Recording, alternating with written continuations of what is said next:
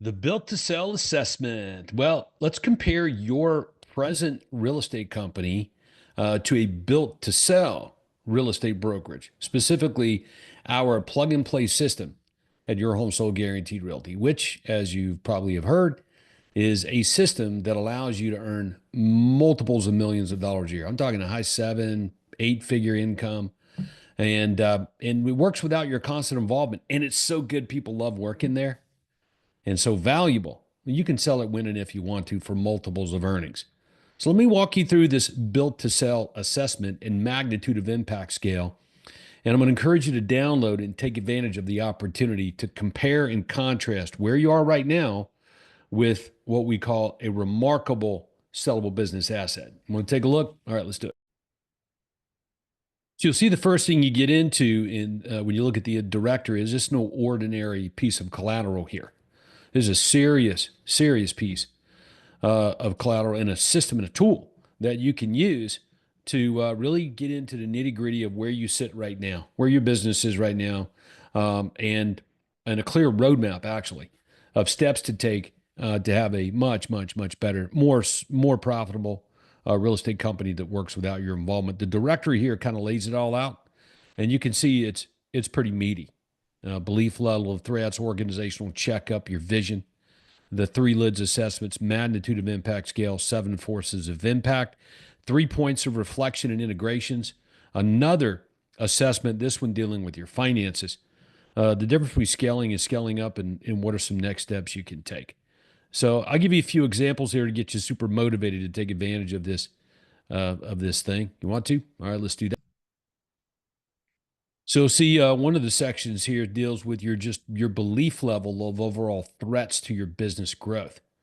And you can see it says, hey, on a scale of 1 to 10, rate your belief level of the listed threat, and you'll see these threats here. Now, these threats can be looked at as either trends or fads. You see, if it's a trend, it becomes a norm and standard that you have to hedge against. If it's a fad, it's going to go away. You don't have to worry about it too much. But I believe what you'll see there is 100%. Those are not fads. And then we get into the organizational checkup of your business. And this allows you to rank yourself from 1 to 5 on the various inner workings of just what makes a really good business better than good. And you'll see all that here, right here for you. If you give an example, one of my favorites is all teams at your company clearly identify, discuss, and solve issues for the long-term greater good of the company. You may feel like sometimes that you're the only one solving the issues in your business, so you absolutely have some dysfunction and things aren't set up properly there. Another biggie is a scorecard. Well, everybody plays differently when you keep score, right? So you get to assess yourself in these areas, and obviously when you look at these, a scorecard for tracking weekly metrics measurable is in place. Well, just that thing right there alone says, okay, I'm a 2 on that, but how do I become a 5? Well, that's it. You need a scorecard for tracking all of your weekly metrics, which means what are the weekly metrics? What should I be measuring? What are the real basic key performance indicators that my business should be operating on entirely? So it gives you, like I said, just by sheer answering them, you essentially get a roadmap here for what needs to be put in place. Let's keep looking at this now. You probably heard, the quote, like without vision, people perish. It's true. Okay, your vision, I'm not sure what it is, but hopefully you got a pretty good idea. So before you get too deep into this thing, we've got a little exercise for you, on this. So when you look down here on it, just for some clarity, you'll see revenue, number of people at your company, profit margin, and owner's earnings. Okay, so I think that's pretty self-explanatory, but if you have issues there, you can reach out to us on that. But number of employees would translate into just the number of overall people that you have in your company, including the agents. That's important. So if you want a really great business that's super valuable, obviously you want to try to achieve more with less. And then you get to rank your beliefs in these areas. And belief is a powerful force now. As a matter of fact, we have another section just on beliefs, like your belief lid, and your operational effectiveness lid, and your leadership lid. So, for example, my confidence to invest in my people, even if I have this decreasing revenue. What does that mean? That means, well, you better be investing in your people even when you have decreasing revenue, or you get the wrong people on the bus, or you lack confidence to invest in them. All right. I believe you'd like that. And one of my favorite pieces of collateral is a measurement or scale to assess where you are on any given day. So, what we did is we put together what we call this magnitude of impact scale. And you can see it goes from the top, which is remarkable, to excellent, great, good, average, and poor. And inside here, you can see a remarkable business is built this up. But inside, we give you the definitions. Like, what's a poor business? Well, poor business, minimal to no process documentation, lacks measurement of key performance indicators, does not have alignment between its goals and staff goals, has limited accountability to best practices and team performance benchmarking. It's unaware of its market opportunity. So just that paragraph right there is like, a poor business, minimal to no process documentation. So what do I need to not have a poor business? See what I'm talking about? Great process documentation.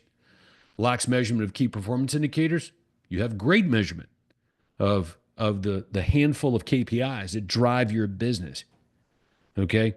Look at this one. Does not have alignment between its goals and staff goals. Yeah, every great business has great alignment between the company goals and the people that work there's goals. And that's something you got to put together.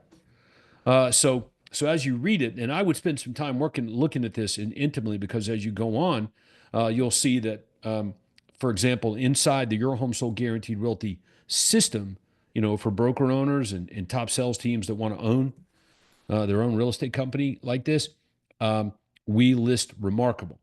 So everything that we do and what we put together, the systems for the broker owners and the agents at these companies, again, it's a turnkey plug and play system. Allows everybody to sell more homes and make more money, as you've heard us say. And you can see how we've defined it. So we start there, and then we reverse engineer it back to the basic things that need to happen on any given day. And that's our starting point for broker owners. So once you understand the magnitude of impact scale, see, then you get into the 7 forces of impact. And that's a very simple, straightforward assessment. Does your business have the processes, motivation, and self-awareness necessary to run a sellable business asset, what we call a remarkable business? Now, a sellable business asset, as you've heard me say, is a business that makes you millions, okay? Not thousands, millions. Not a nonprofit like some people have, real estate companies, millions without your constant involvement. Okay, remember, if your business depends on you, that's not a business, that's a job. That's not my words, that's Michael Gerber's words. And you know who Michael Gerber is, wrote the E-Myth. So to help with that, we measure these 7 forces of impact around operational effectiveness. Okay. And you can see once you get in here, you have the assessment. Okay. Process documentation, performance measurement, and enhancement. Let's deal with that one as an example. So the way I want you to go about using this tool, okay, for yourself, is when it says, yeah, we do not track any key performance indicators. We do not meet as a team to discuss results. That would be a 1. Versus in the middle, we track some KPIs and sometimes meet as a team, discuss results and ways to improve.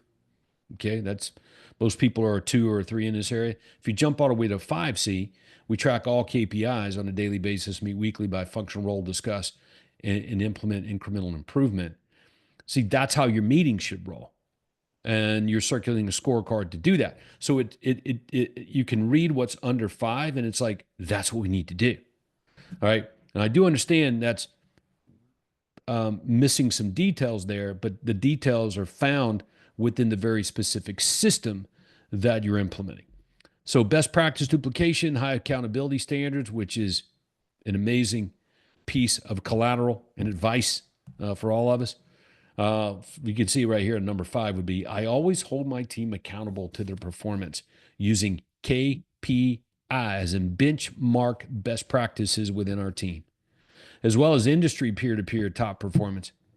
I conduct weekly one-on-one meetings with my team, review results, as well as practice, drill, and rehearse for improvement. And it's like, well, yeah, I don't do that. Well, then you're not a 5. So, but it outlines what should happen to be a remarkable business. So take those assessments, and when you're done with all of it, Put it in a scorecard.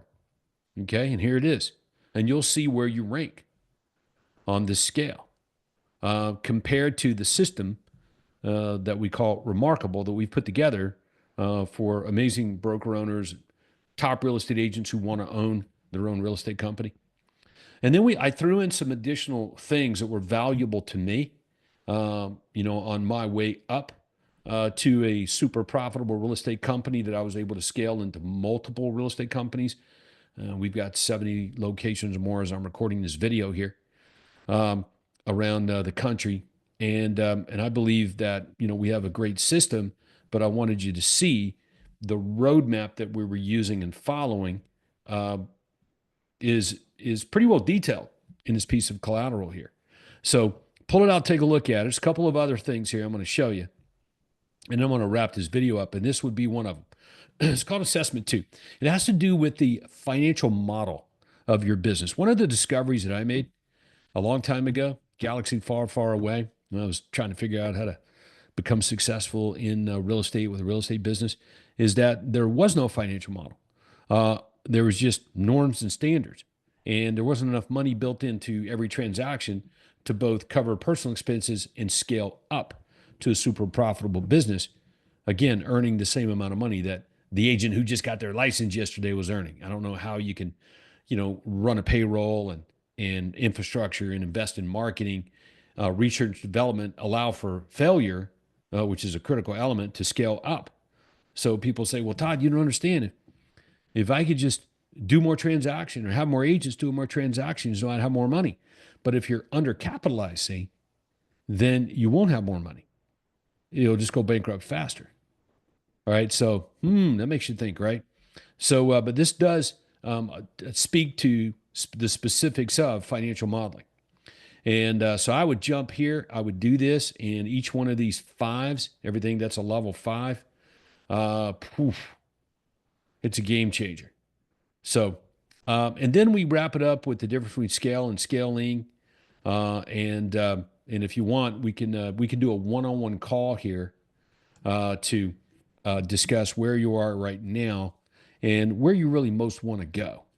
And then we can share with you how 70 other broker owners and real estate agents turned owning their own real estate company, broker owners, what they did with our system to go from earning somewhere, some of them are $50,000 a year. Now they make millions. Some of them are $200,000 a year, make over $10 million a year now.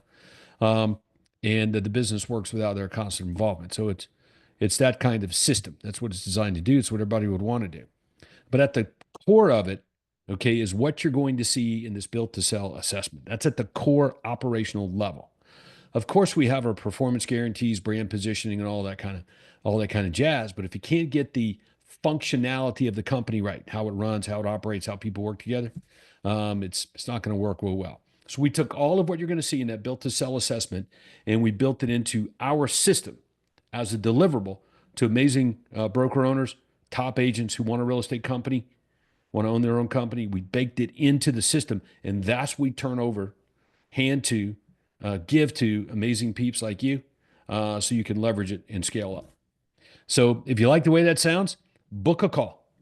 Book a call with us, and we'll deep dive into it a little bit more. We'll even do a brokerage sellability analysis with you.